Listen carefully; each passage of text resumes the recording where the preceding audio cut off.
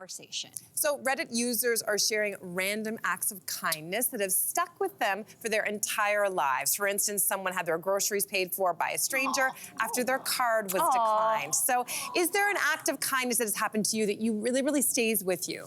I mean, one time somebody in the drive-thru paid for my coffee, and I was like, oh my God, that's so nice. And then I paid it forward, and I paid for the person behind me. But it was actually an act of kindness that I wanted to emulate for my daughter. So there's a coffee shop really close by here, and there's always the same person who is an older man, and he's always holding the door open. And my daughter came downtown with me one day, and it's really interesting for, I think, young children when they see people who are on the streets. It's a real jarring experience. And she said, what's the story there? And I said, let's go find out. And we came to introduce ourselves, and his name is Time.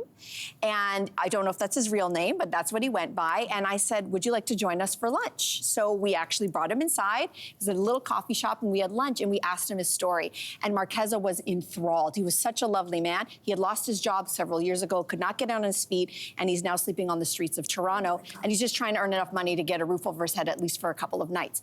But the reason why I tell this story is not for me, but to do this for children is how you change the next generation. Because now, anytime we see anybody who she thinks might be experiencing homelessness, she's always like, oh my gosh, I wonder what their story is. Yeah, there's a person behind that. So I see Time from time to time, and I say hello just to check in to see how he's doing. But I think Marqueza, more than that, most of the time she'll say to me, I wonder how Time is doing. So I think do this for children. It's very, very impactful. That's a really good one. And a reminder to us all to not look at people who are on the street as like, oh, what's their problem? It's like, yeah, that's a great thing to do for your daughter. Yeah. Mine just seems so bad after that beautiful story. It's actually something that someone did for me. I was out for breakfast with my dad in London, Ontario. We had just one of those breakfasts where it was nonstop talking. We enjoyed ourselves, and then I was coming back to Toronto, and I asked for the bill.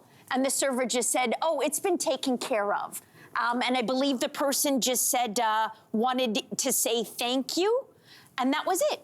And I had no idea who did it. For what? And no, thank you for we don't know. We don't know. Wow. I have no idea. Presumably, maybe thank us for the show, I think. Maybe just you? Or maybe... Like, maybe Captain?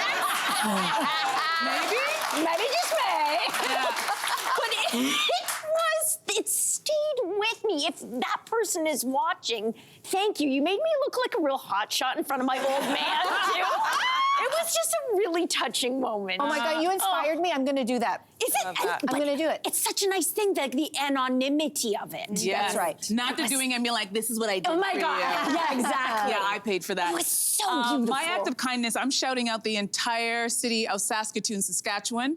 I lived out there for a while, and when I got out there, it was the springtime, and they kept on warning me about the winters out there. Oh, no. And I go, I'm Canadian. I'll be fine. I have a winter coat. But they were, in fact, very, very correct. It was a different kind of winter. And so my car was really not equipped for that winter, and I got stuck in every single snowbank, which made me panic because I had to get to work. Of course. And without ever having to ask, and I got stuck a lot because I had a car and I did not have winter tires.